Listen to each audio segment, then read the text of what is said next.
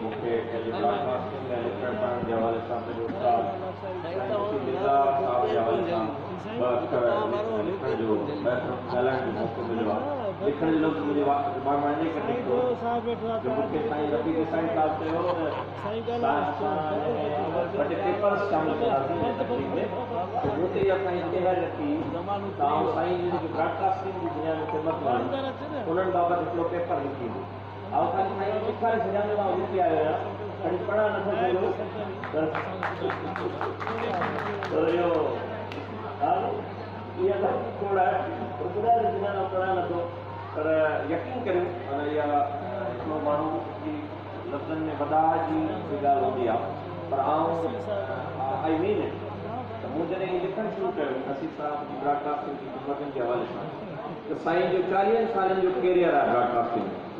सम्झां थो हुनजे लाइ हिकिड़ो पेपर हिकिड़ी तकरीर बिल्कुलु नामुकमिल उन ते MPhil जो PhD जो थीसिस थी सघे थो। इहे सिर्फ़ु लफ़्ज़ न आहिनि, इहो वाक़ई एतिरो कमु थियल आहे पर जेकॾहिं